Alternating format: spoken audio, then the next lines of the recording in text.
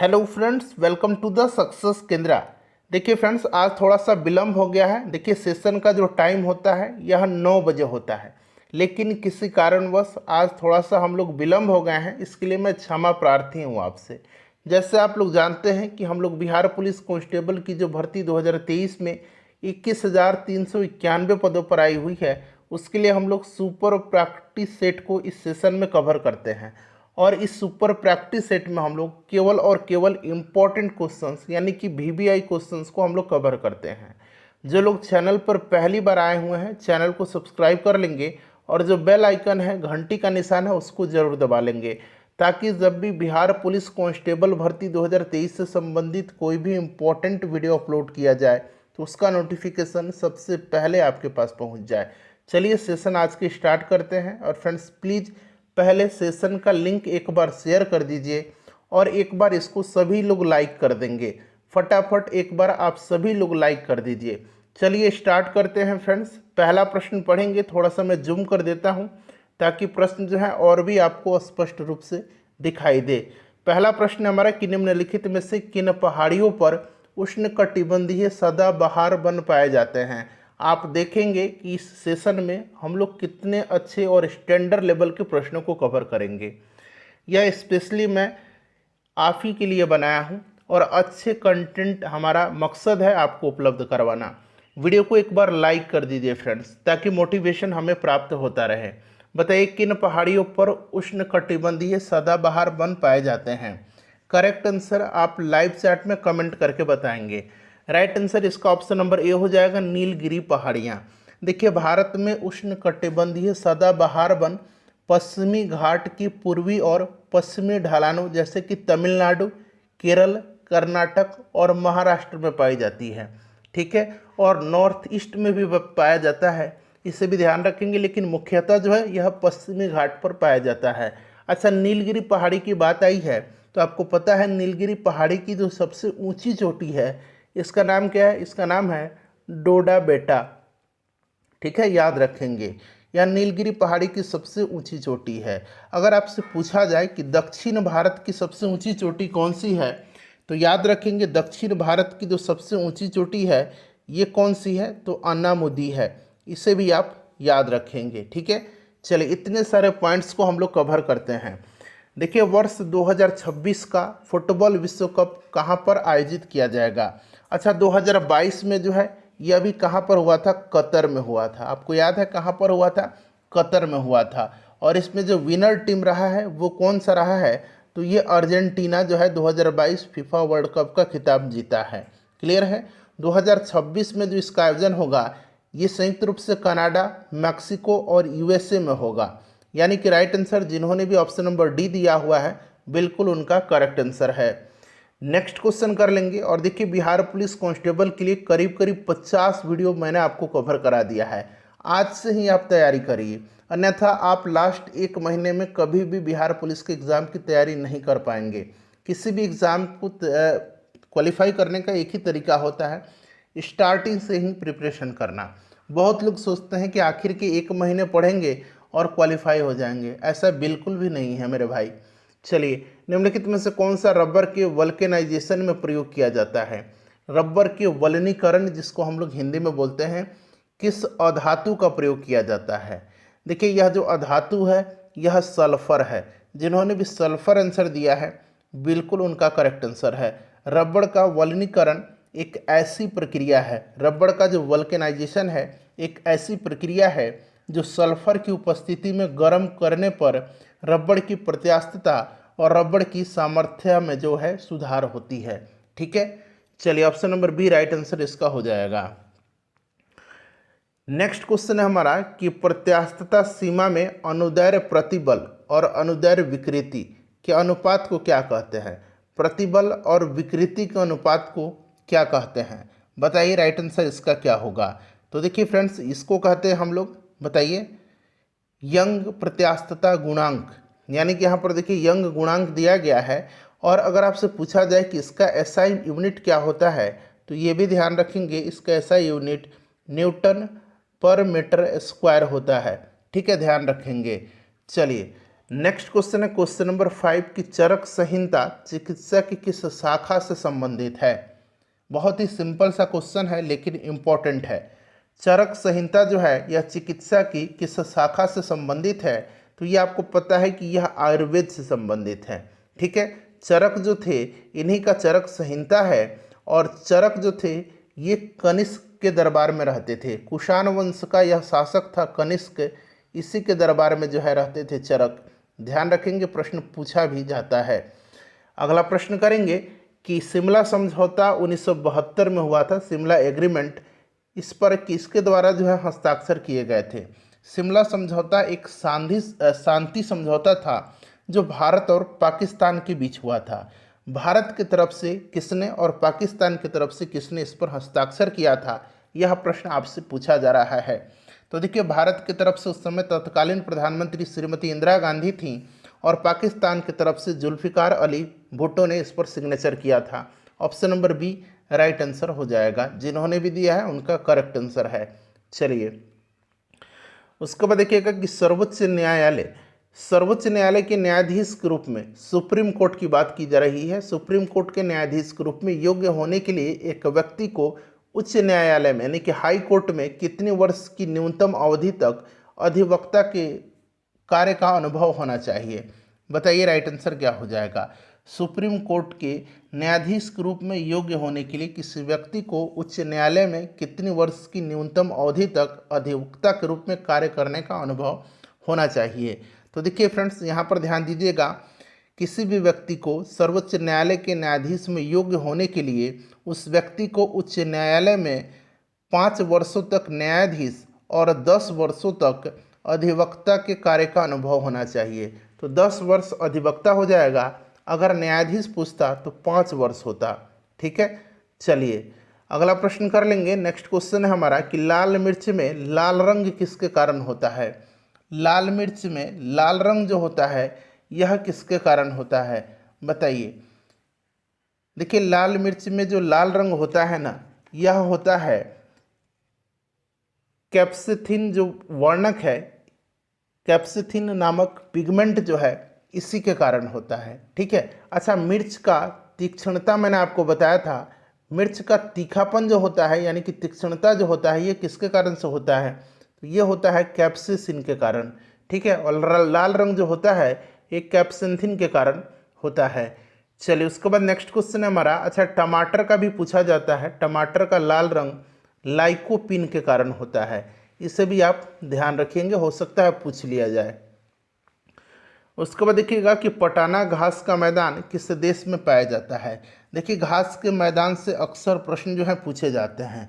पटाना जो पाया जाता है यह पाया जाता है श्रीलंका में। अच्छा, न्यूजीलैंड में जो है कैंटबरी घास का मैदान पाया जाता है, इसे आप ध्यान रखिएगा। ठीक है, ऑस्ट्रेलिया में पूछा जाता है तो ऑस्ट्रेलिया में पार्कलैंड पाया जाता है। पार्कलैंड आपके लिए नया मिल सकता है, पार्कलैंड, और बाकी तो आपको पता ही है डाउन्स। ठीक है, तो डाउन्स और पार्कलैंड ये ऑस्ट्रेलिया के घास के मैदान हैं। ठीक है, ध्यान रखेंगे आप।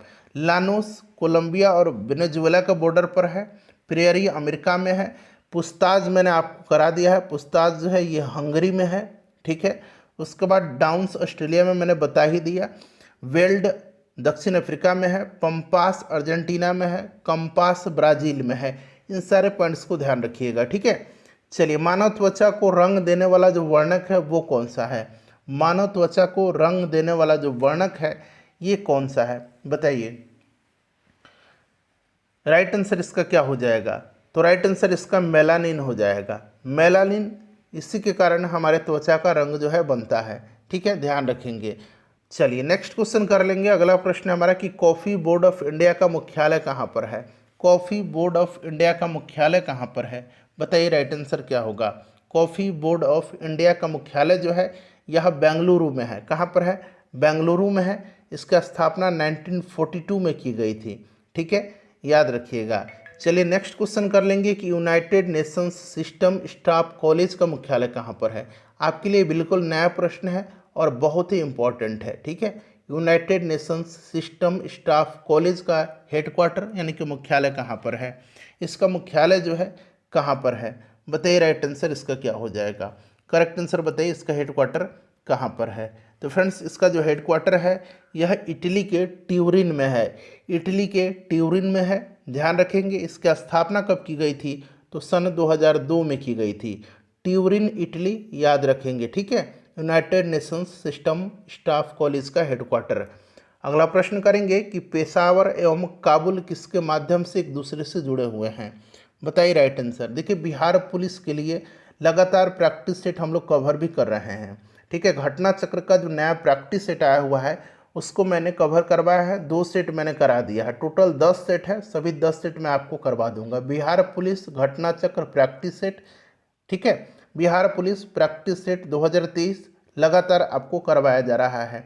बिहार पुलिस इम्पॉर्टेंट क्वेश्चंस एक अलग सीरीज है, Bihar police VVI questions, Bihar police live classes, ये सब आपको दिए जा रहे हैं। देखिए पेशावर एवं काबुल किसके माध्यम से एक दूसरे से जुड़े हुए हैं, तो ये जुड़े हुए हैं खैबर दर्रा के, खैबर दर्रा के इम्पोर्टेंट है, याद रखेंगे, ठीक है। खैबर दर्रा जिन्होंने भी दिया है उनका राइट आंसर हो जाएगा। सूर्य के संदर्भ में चंद्रमा की परिक्रमा की अवधि क्या है। अच्छा एक इंपॉर्टेंट पॉइंट्स मैं अभी आपको बता रहा हूँ, पहले इसका आंसर टाइप कर दीजिए। बताइए सूर्य के संदर्भ में चंद्रमा की परिक्रमा की अवधि क्या है। देखिए चंद्रमा जो है यह पृथ्वी का एकमात्र उपग्रह है, इतना तो आपको पता है, ठीक है। चंद्रमा का गुरुत्वाकर्षण खिंचाव पृथ्वी की तुलना में 1/6 भाग है, ये भी आपको पता होगा। लेकिन चंद्रमा को जीवाश्म ग्रह यानी कि फॉसिल प्लैनेट कहा जाता है, चंद्रमा को फॉसिल प्लैनेट यानी कि जीवाश्म ग्रह कहा जाता है। ये बात शायद आप में से बहुत लोग नहीं जानते होंगे, ये ध्यान रखेंगे। अगर प्रश्न पूछा जाए कि इनमें से किसे फॉसिल प्लैनेट यानी कि जीवाश्म ग्रह कहा जाता है, तो चंद्रमा को कहा जाता है, ठीक है। और इसका जो करेक्ट आंसर होगा ये 29.53 डे इसका राइट आंसर हो जाएगा, 29.53 दिन, ठीक है। चलिए उसके बाद नेक्स्ट क्वेश्चन है कि अंतर्राष्ट्रीय बुकर पुरस्कार 2023 से किसे सम्मानित किया गया है। बहुत ही वीवीआई क्वेश्चन है, इस पर आप 3 स्टार मार्क लगाइए। बताइए राइट आंसर क्या हो जाएगा। अंतर्राष्ट्रीय बुकर पुरस्कार 2023 से किसे सम्मानित किया गया है, तो फ्रेंड्स यह सम्मानित किया गया है जॉर्जी गोस्पोंदिनोव को। जॉर्जी गोस्पोंदिनोव ये कहाँ के हैं, ये भी प्रश्न बन सकता है, याद रखेंगे फ्रेंड्स ये बुल्गारिया के हैं। और इनकी उपन्यास टाइम शेल्टर के लिए, टाइम शेल्टर के लिए इनको यह अवार्ड दिया गया है। अगर आपसे पूछा जाए कि टाइम शेल्टर किसकी रचना है, तो आपको ये भी याद रखना है जॉर्जी गोस्पोंदिनोव ये कहाँ के हैं, तो ये भी याद रखना है बुल्गारिया, बुल्गारिया की ये पहले व्यक्ति हैं जिनको अंतर्राष्ट्रीय बुकर पुरस्कार से सम्मानित किया गया है। नेक्स्ट क्वेश्चन करेंगे कि संतोष ट्रॉफी किस खेल से संबंधित है। संतोष ट्रॉफी, उसके बाद और भी मैं ट्रॉफी बता रहा हूँ, ध्यान से सुनिएगा। Santosh trophy, rovers cup, rovers cup, Santosh trophy, उसके बाद बात करें डुरंड कप, मर्डेका कप, ये सारे कप जो हैं, यह सारे जो ट्रॉफी हैं ये फुटबॉल के हैं। किसके हैं, फुटबॉल के हैं, ध्यान रखेंगे। खास करके रोवर्स कप, मर्डेका कप किससे है, फुटबॉल से। चलिए उसके बाद नेक्स्ट क्वेश्चन है कि अमेरिका के, देखिए अमेरिका के न्यू हैम्पशायर में, अमेरिका के न्यू हैम्पशायर में ब्रेटन वुड्स सम्मेलन के दौरान किस अंतर्राष्ट्रीय संस्था की स्थापना हुई थी। अच्छा देखिए अमेरिका के न्यू हैम्पशायर में ये जो ब्रेटन वुड्स सम्मेलन हुआ था ये कब हुआ था, 1944 में हुआ था। इसके दौरान किस अंतर्राष्ट्रीय संस्था की स्थापना हुई थी, तो ये संस्था है अंतर्राष्ट्रीय पुनर्निर्माण और विकास बैंक और अंतर्राष्ट्रीय मुद्रा कोष। तो ए और सी इसका राइट आंसर हो जाएगा, ठीक है फ्रेंड्स, ध्यान रखेंगे। अच्छा कभी कभी प्रश्न पूछा जाता है कि इनमें से किस संस्था को ब्रेटन वुड्स ट्विन कहा जाता है, ब्रेटन वुड्स ट्विन कहा जाता है, तो इन्हीं दोनों संस्थाओं को ब्रेटन वुड्स ट्विन कहा जाता है, ठीक है, ध्यान रखिएगा। चलिए नेक्स्ट क्वेश्चन करेंगे कि वर्षा वन अनुसंधान संस्थान कहाँ पर स्थित है। वर्षा वन अनुसंधान संस्थान जो है ये कहाँ पर स्थित है, तो फ्रेंड्स यह असम के जोरहाट में स्थित है, असम के जोरहाट में स्थित है, ठीक है। चलिए नेक्स्ट क्वेश्चन है हमारा कि संविधान के किस अनुच्छेद में अल्पसंख्यकों के हितों के संरक्षण की व्यवस्था है। अल्पसंख्यकों के हितों की संरक्षण की व्यवस्था जो है यह किस अनुच्छेद में है, बताइएगा। राइट आंसर इसका क्या हो जाएगा, करेक्ट आंसर इसका जिन्होंने भी 29 आर्टिकल दिया है, अनुच्छेद 29 राइट आंसर है। अनुच्छेद 32 में क्या है? संवैधानिक उपचारों का अधिकार है। बाबा साहब अंबेडकर ने अनुच्छेद 32 को संविधान की आत्मा कहा है। ठीक है, चलिए। और अनुच्छेद 19 में क्या है? तो आपको पता है अनुच्छेद 19 में स्वतंत्रता के अधिकार दिए गए हैं। ठीक है, चलिए नेक्स्ट क्वेश्चन कर लेंगे कि पहला सार्क सम्मेलन कहाँ पर हुआ था। अच्छा, सार्क के बारे में मैंने पहले आपको कई बार बताया हुआ है। सार्क का स्थापना 1985 में ढाका बांग्लादेश में हुआ था। इसका हेडक्वार्टर काठमांडू में है। इसमें टोटल 8 सदस्य देश हैं। सदस्य देश का नाम भी मैंने बताया था, अपना प्यारा भारत, अफगानिस्तान, बांग्लादेश, पाकिस्तान, भूटान, मालदीव, नेपाल और श्रीलंका। ठीक है, और अगर आपसे प्रश्न पूछा जाए कि इसमें सबसे बाद में कौन सा देश सदस्य बना था, तो अफगानिस्तान बना था। कौन बना था सबसे बाद में? अफगानिस्तान बना था। 8वां सदस्य मेंबर सार्क का यही बना था। ठीक है, 2007 में, याद रखेंगे। और पहला सार्क सम्मेलन जो है यह कहाँ हुआ था? तो फ्रेंड्स, यह 1985 में ढाका बांग्लादेश में हुआ था। ढाका बांग्लादेश राइट आंसर हो जाएगा।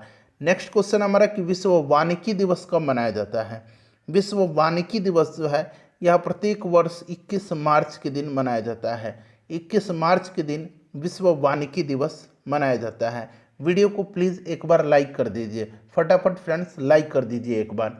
देखिए, पहला स्वदेशी अंतरिक्ष रॉकेट नूरी का प्रक्षेपण किया गया है किस देश के द्वारा? पहली स्वदेशी अंतरिक्ष रॉकेट है उस देश की नूरी, और इसका प्रक्षेपण जो है किस देश ने किया है? बताइए राइट आंसर इसका क्या हो जाएगा। तो देखिए करेक्ट आंसर, इंपॉर्टेंट क्वेश्चन है, आंसर कमेंट करके बताइए। राइट आंसर इसका दक्षिण कोरिया हो जाएगा। ठीक है, चलिए उसके बाद नेक्स्ट क्वेश्चन हमारा कि पारिस्थितिक तंत्र में नाइट्रोजन का परिसंचरण किसके द्वारा होता है? पारिस्थितिक तंत्र में नाइट्रोजन का परिसंचरण किसके द्वारा होता है? बताइए करेक्ट आंसर क्या होगा। सभी लोग कमेंट करेंगे इसका आंसर। पारिस्थितिक तंत्र में नाइट्रोजन का परिसंचरण ये जीवाणु के द्वारा होता है। नाइट्रोजन स्थिरीकरण आपने सुना होगा, जीवाणु ही करते हैं। ठीक है, चलिए उसके बाद नेक्स्ट क्वेश्चन है हमारा कि कांग्रेस का 1906 ईस्वी का जो अधिवेशन हुआ था जिसमें स्वराज के लक्ष्य को घोषित किया गया था, ये कहाँ पर हुआ था? 1906 वाला जो अधिवेशन हुआ था ये कहाँ हुआ था और इसकी अध्यक्षता किसने किया था? दोनों आप कमेंट करके बताइए, फिर मैं आपको आंसर बता रहा हूँ इसका। कमेंट करके बताइए 1906 का कांग्रेस अधिवेशन कहाँ पर हुआ था और इसकी अध्यक्षता किसने किया था? बताइए राइट आंसर। सभी लोग आंसर कमेंट करेंगे। देखिए ध्यान दीजिएगा, 1906 में कलकत्ता में हुआ था और इसकी अध्यक्षता दादा भाई नौरोजी ने किया था। ठीक है, चलिए अगला प्रश्न कर लेंगे कि खाली स्थान दिया गया है को लड़ा गया पलासी की युद्ध भारत के इतिहास की एक महत्वपूर्ण घटना है। पलासी का युद्ध जो है ये कब हुआ था? आंसर कमेंट करेंगे, डेट सहित पूछा जाता है। पलासी का युद्ध कब हुआ था? पलासी का युद्ध जो है देखिए बंगाल के नवाब सिराजुद्दौला और अंग्रेजों के मध्य हुआ था। इसमें सिराजुद्दौला की हार हो गई थी, अंग्रेज जीत गए थे और अंग्रेजी सेना का नेतृत्व जो है रॉबर्ट क्लाइव कर रहा था। क्लियर है? और ये पलासी का युद्ध जो है यह 23 जून 1757 को हुआ था। ठीक है, अच्छा बक्सर का युद्ध कब हुआ था? ये भी प्रश्न बनता है। बक्सर के युद्ध जो है यह 1764 में हुआ था। ठीक है, इसे भी आप ध्यान रखेंगे। चलिए नेक्स्ट क्वेश्चन है हमारा कि रक्त में लगभग कितना प्रतिशत भाग प्लाज्मा होता है? रक्त में कितना प्रतिशत प्लाज्मा होता है? बताइए करेक्ट आंसर इसका क्या हो जाएगा। रक्त में प्लाज्मा कितना होता है? बताइए करेक्ट आंसर इसका क्या हो जाएगा। सभी लोग आंसर कमेंट करेंगे। ऐसा नहीं कुछ लोग कमेंट कर रहे हैं कुछ लोग नहीं कर रहे हैं, और इतने लोग देख रहे हैं वीडियो को लेकिन लाइक नहीं करते हैं, तो प्लीज़ लाइक ज़रूर किया करें। बताइए कितना प्रतिशत भाग प्लाज्मा है? प्लाज्मा जो होता है ये 55% भाग होता है रक्त का। ठीक है, 55%, और प्लाज्मा में 90% जल पाया जाता है। ठीक है, ये भी आप ध्यान रखेंगे। चलिए अगला प्रश्न कर लेंगे। नेक्स्ट क्वेश्चन हमारा है कि भारत का प्रथम परमाणु संयंत्र निम्नलिखित में से कौन सा है? भारत का प्रथम परमाणु संयंत्र इसमें से कौन सा है? तो ये आपको याद होगा कि ये तारापुर है। तारापुर कहाँ पर है? तो फ्रेंड्स महाराष्ट्र में है। नरोरा कहाँ पर है? बताइए नरोरा कहाँ पर है? नरोरा कहाँ पर है? कमेंट करके आप बताइए। रावतभाटा राजस्थान में है। ठीक है, अच्छा, कल्पक्कम का है, नरोरा और कल्पक्कम। मैं आपके लिए छोड़ रहा हूँ, नरोरा लिख करके राज्य का नाम कमेंट करेंगे और फिर कल्पक्कम लिख करके उस राज्य का नाम कमेंट करेंगे, ठीक है। चलिए अगला प्रश्न हमारा कि एक लेंस की फोकस दूरी 25 सेंटीमीटर है, उसकी क्षमता क्या है। कई बार मैंने आपको बताया है कि लेंस की जब फोकस दूरी, हम जब भी क्षमता की निकालने की बात करेंगे तो फोकस दूरी को हमेशा हम किस में चेंज करेंगे, तो मीटर में चेंज कर देंगे, ठीक है। मीटर में हम चेंज करेंगे इसको। तो सबसे पहले ये 25 सेंटीमीटर दिया हुआ है, मीटर में चेंज करेंगे तो 1/4 मीटर हो जाएगा। इतना तो क्लियर है ना आपको, 1/4 मीटर हो जाएगा, क्योंकि 100 सेंटीमीटर में 1 मीटर होता है। तो ये 25 है, यानी कि 1/4 मीटर हो जाएगा। अब यहाँ हम बात करेंगे लेंस की क्षमता की। लेंस की क्षमता जो है ये क्या होता है, power of lens equal to P equal to क्या होता है, 1/f होता है। पावर ऑफ लेंस को हम लोग डायोप्टर में डिनोट करते हैं, किस में, डायोप्टर में, ठीक है। यहाँ मैं लिखता हूँ डायोप्टर में हम लोग डिनोट करते हैं, मतलब लिखते हैं, यूनिट है इसका डी से हम लोग इसको डिनोट करते हैं, ठीक है। डिनोट डी से करते हैं, यूनिट डायोप्टर है इसका, क्लियर है। अब देखिए पावर ऑफ लेंस 1/f होता है, और अभी मैंने आपको f बता दिया था, फोकस दूरी कितना, 1/4 मीटर, ठीक है। तो यहाँ हम लोग 1/4 पुट करेंगे तो ये ऊपर कितना आ जाएगा, 4 डायोप्टर आ जाएगा। तो यहीं +4d इसका राइट आंसर हो जाएगा, क्लियर है। चलिए उसके बाद देखिए फ्रांस की राज्य क्रांति किसके शासनकाल में हुई थी। फ्रांस की क्रांति की बात की जा रही है। फ्रांस की क्रांति कब हुई थी, सबसे पहले तो ये बताइए कि फ्रांस की क्रांति कब हुई थी। फ्रांस की क्रांति कब हुई थी, 1789 में। और उस समय जो वहाँ का शासक था फ्रांस की क्रांति के समय, ये लुई 16वां था। कौन था, लुई 16वां था, ठीक है। चलिए बहुत ही निरंकुश था यह। स्टैचू ऑफ प्रोस्पेरिटी कहाँ पर है, स्टैचू ऑफ प्रोस्पेरिटी कहाँ पर है। देखिए सभी पॉइंट्स को मैं आपको कवर करवाते चलूँगा, ठीक है, बस आप ध्यान से सुनते चलिएगा। स्टैचू ऑफ प्रोस्पेरिटी कहाँ पर है बताइए। देखिए स्टैचू ऑफ प्रोस्पेरिटी जो है यह कर्नाटक में है। कहाँ पर है, कर्नाटक में है, बेंगलुरु में है। स्टैचू ऑफ यूनिटी गुजरात में है। स्टैचू ऑफ, यहाँ पर देखिएगा, स्टैचू ऑफ बिलीफ जो है यह राजस्थान में है, ठीक है। स्टैचू ऑफ इक्वलिटी कहाँ पर है, तो statue of equality Hyderabad Telangana में है। ये सब आपको ध्यान रखना है, ठीक है। चलिए अगला प्रश्न करेंगे कि सूफिया कलाम जो एक प्रकार का भक्ति संगीत है, विशेषता है। सूफिया कलाम एक प्रकार का भक्ति संगीत है, जो विशेषता है कहाँ की, तो ये कहाँ की विशेषता है सूफिया कलाम। करेक्ट आंसर राजस्थान नहीं होगा, बिहार नहीं होगा, गुजरात भी नहीं होगा, कश्मीर जिन्होंने भी दिया है राइट आंसर उनका होगा, ठीक है। चलिए एक पटना कलम चित्र शैली है, पटना कलम ये कहाँ की है, तो ये बिहार की कला शैली है, ठीक है। मिथिला पेंटिंग भी है, याद रखेंगे। चलिए अक्टूबर 1917 की बोल्शेविक क्रांति का नेतृत्व किसने किया था। ये बोल्शेविक क्रांति जो है ये कहाँ पर हुआ था, रूस में, ठीक है। 1917 की बोल्शेविक क्रांति का नेतृत्व, बोल्शेविक क्रांति का नेता कौन था, तो फ्रेंड्स यह लेनिन थे। लेनिन राइट आंसर हो जाएगा, ठीक है, याद रखेंगे। अगला प्रश्न है कि निम्न में से कौन सा कर जो है यह प्रत्यक्ष कर नहीं है।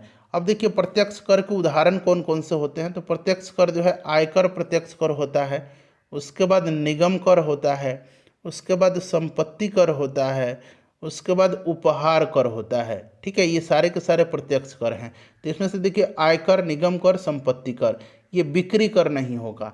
बिक्री कर, सेवा कर, जीएसटी अगर पूछेगा किस प्रकार का कर है तो अप्रत्यक्ष कर है, क्लियर। चलिए क्वेश्चन नंबर 34 है कि थैलेसीमिया एक प्रकार का रोग है, आपको पता है। इसमें से शरीर निम्न में से किसकी संश्लेषण की क्षमता नहीं रखता है, बताइए। थैलेसीमिया में रोगों में शरीर निम्न में संश्लेषण की क्षमता नहीं रखता है। तो देखिए थैलेसीमिया जो है एक प्रकार का अनुवांशिक रोग है और यह बीमारी रक्त से संबंधित है, ठीक है। अब आप समझ गए होंगे कि इसका राइट आंसर क्या होगा। यह जो होता है इसमें थैलेसीमिया में शरीर हीमोग्लोबिन में संश्लेषण की क्षमता कम कर देता है, तो ये हीमोग्लोबिन राइट आंसर हो जाएगा, ठीक है। अनुवांशिक रोग है, ब्लड रक्त से संबंधित बीमारी है थैलेसीमिया। अगला प्रश्न करेंगे कि 2011 की जनगणना के अनुसार बिहार का लिंगानुपात कितना है। बिहार का लिंगानुपात पूछा गया है, बताइए राइट आंसर क्या हो जाएगा। सबसे ज़्यादा लिंगानुपात वाला बिहार का जिला गोपालगंज है सबसे कम लिंगानुपात वाला बिहार का जिला मुंगेर है। ठीक है, बताइए राइट आंसर इसका क्या हो जाएगा, करेक्ट आंसर बताइए क्या हो जाएगा। देखिए कल मैंने आपको फ्रेंड्स पर्यावरण दिवस का थीम गलत बता दिया था। ठीक है, क्योंकि मैंने 2022 का बता दिया था। मैंने गलत इसलिए बताया था कि 2022 का मैंने थीम बता दिया था। वनली वन अर्थ 2022 का थीम है। ये प्लास्टिक पॉल्यूशन करके था ना, यही आपका 2023 का थीम है, उसको आप लोग सुधार लेंगे। ठीक है, चलिए 918 जो होगा राइट आंसर हो जाएगा, 918 करेक्ट आंसर हो जाएगा। ठीक है, चलिए उसके बाद नेक्स्ट क्वेश्चन कर लेंगे कि दल बदल विरोधी अधिनियम किस वर्ष लागू किया गया था। दल बदल विरोधी अधिनियम किस वर्ष लागू किया गया था, बताइए करेक्ट आंसर क्या होगा। दल बदल विरोधी अधिनियम को 1985 में लागू किया गया था। ठीक है, 1985 में आपको याद होगा कि 52वां संविधान संशोधन के द्वारा संविधान में 10वीं अनुसूची जोड़ा गया और इस पर अंकुश लगाया गया। ठीक है, चलिए अगला प्रश्न है हमारा कि निम्नलिखित में से कौन शरीर में विटामिन डी बनाता है। विटामिन डी कौन बनाता है, शरीर में विटामिन डी कौन बनाता है। तो फ्रेंड्स आपको बताया था कि सूर्य के प्रकाश में उपस्थित अल्ट्रा वायलेट रेज यानी कि जो पराबैंगनी किरणें हैं, ये त्वचा के कोलेस्ट्रॉल में जो होता है ना, इसी से इसका निर्माण करते हैं। तो ये आपका त्वचा राइट आंसर हो जाएगा। क्लियर, चलिए विटामिन डी को कैल्सीफेरॉल कहा जाता है, आपको याद होगा। क्लियर है, इसका विटामिन डी का स्रोत अगर पूछा जाएगा तो सूर्य का प्रकाश याद रखेंगे। नेक्स्ट क्वेश्चन है हमारा कि यूनेस्को का मुख्यालय कहाँ पर है। यूनेस्को का मुख्यालय आपसे पूछा जा रहा है। यूनेस्को की स्थापना सबसे पहले जान लीजिए 1945 में हुई थी। यूनेस्को का हेडक्वार्टर जो है ये फ्रांस के पेरिस में है, फ्रांस के पेरिस शहर में। फ्रांस के पेरिस शहर में ही अगला ओलंपिक गेम होगा, इससे भी ध्यान रखेंगे आप साथ साथ। ठीक है, चलिए नेक्स्ट क्वेश्चन है हमारा कि 2023 में ब्रिक्स सम्मेलन का आयोजन किस देश में किया जाएगा। 2023 में, अच्छा ब्रिक्स के बारे में जान लीजिए। ब्रिक्स की स्थापना कब हुई थी, 2009 में हुई थी। इसका हेडक्वार्टर कहाँ पर है, तो चीन के संघाई शहर में इसका हेडक्वार्टर है। ब्रिक्स में देखिए ब्राज़ील है, उसके बाद देखिए रसिया है, इंडिया है, चाइना है, साउथ अफ्रीका है। तो ये जो लेटर हैं इन्हीं के नाम पर कंट्रीज़ का भी नाम दिया गया है। अगला दक्षिण अफ्रीका में होगा 2023 में। नेक्स्ट क्वेश्चन कर लेंगे कि उत्तरी गोलार्ध में सबसे छोटा दिन कब होता है। उत्तरी गोलार्ध में सबसे छोटा दिन 22 दिसंबर के दिन और सबसे बड़ा दिन उत्तरी गोलार्ध में 21 जून के दिन होता है। ठीक है, 21 जून को जो है विश्व योग दिवस मनाया जाता है, आपको याद भी होगा। चलिए 22 दिसंबर जिन्होंने भी दिया है उनका राइट आंसर है। अगला प्रश्न कर लेंगे कि समुद्र और महासागरों की गहराई, समुद्र और महासागरों की गहराई को मापने के लिए किस उपकरण का उपयोग किया जाता है। बताइए समुद्र और महासागरों की गहराई को मापने के लिए किस उपकरण का उपयोग किया जाता है। यह उपकरण जो है यह फायदोमीटर है। लैक्टोमीटर से दूध की शुद्धता मापी जाती है, हाइग्रोमीटर से जो है सापेक्ष आर्द्रता मापी जाती है। क्लियर है, याद रहेगा आपको। चलिए उसके बाद देखिए गुटनिरपेक्ष आंदोलन की स्थापना से कौन नहीं जुड़ा हुआ है, बताइए। तो देखिए गुटनिरपेक्ष आंदोलन की स्थापना 1961 में हुई थी, नॉन अलाइंड मूवमेंट। ठीक है, और इसका जो स्थापना हुआ था ये बेलग्रेड सर्बिया में हुआ था। हेडक्वार्टर इसका कहाँ पर है, तो हेडक्वार्टर जकार्ता में है। तो बताइए राइट आंसर इसका क्या होगा। तो इससे बेनजीर भुट्टो नहीं जुड़ी थी, Jawaharlal Nehru, marshal Tito, colonel Nasser, ये सभी लोग जुड़े हुए थे। ठीक है, चलिए अगला प्रश्न करेंगे कि भारत में पुर्तगालियों का पहला वायसराय कौन था। पहला वायसराय जो था पुर्तगालियों का ये कौन था। पुर्तगाली यात्री वास्को डिगामा कब आया था, तो याद रखेंगे 1498 में। ठीक है, इंपॉर्टेंट है, वर्ष पूछा जाता है। पुर्तगालियों का पहला वायसराय फ्रांसिस्को द अल्मेडा था, फ्रांसिस्को द अल्मेडा था। नेक्स्ट क्वेश्चन करेंगे कि पाल वंश के किस शासक ने उदंतपुरी बौद्ध मठ का निर्माण करवाया था। अच्छा विक्रमशिला विहार का स्थापना किसने करवाया था, धर्मपाल ने करवाया था। ठीक है, नालंदा का कुमार गुप्त ने करवाया था। और अब उदंतपुरी बौद्ध मठ आपसे पूछा जा रहा है, तो ये फ्रेंड्स देवपाल था, पाल वंश का शासक देवपाल था। पाल वंश का स्थापना गोपाल ने किया था। पाल वंश की राजधानी मुंगेर हुआ करती थी, ये भी आप ध्यान रखेंगे। ठीक है, स्वराज पार्टी का प्रथम सम्मेलन कहाँ हुआ था? स्वराज पार्टी की स्थापना 1923 में चित्तरंजन दास और मोतीलाल नेहरू जी ने किया था और इसका जो प्रथम सम्मेलन हुआ था ये इलाहाबाद में हुआ था। इलाहाबाद राइट आंसर इसका हो जाएगा। 46 नंबर देखिएगा कि पटना हाई कोर्ट के मुख्य न्यायाधीश, चलिए बताएंगे कि पटना हाई कोर्ट के मुख्य न्यायाधीश कौन है। सभी लोग कमेंट करेंगे इसका आंसर। देखिए पटना हाई कोर्ट के मुख्य न्यायाधीश से पहले बिहार के राज्यपाल कौन हैं ये पहले जान लीजिए। बिहार के राज्यपाल कौन हैं? राजेंद्र विश्वनाथ अर्लेकर हैं। याद रखेंगे, नाम इनका पूछा जा सकता है। और अभी पटना हाई कोर्ट के जो मुख्य न्यायाधीश हैं, चीफ जस्टिस हैं, इनका नाम है विनोद चंद्रन। इससे पहले संजय करोल थे लेकिन अब विनोद चंद्रन बन गए हैं। अगला प्रश्न करेंगे कि भारत वन जो है यह भारत भवन जो है ये कहाँ पर स्थित है? भारत भवन जो है यह कहाँ पर स्थित है? भारत भवन जो है यह मध्य प्रदेश के भोपाल में है। ठीक है, चलिए उसके बाद नेक्स्ट क्वेश्चन हमारा कि कवक क्या है। कई बार मैंने बोलचाल में भी आपको बताया है, जब एक्सप्लेन करता हूँ उस समय कवक जो होते हैं यह मृतपजीवी होते हैं। यह मृतपजीवी होते हैं, बहुत ही इम्पोर्टेंट है।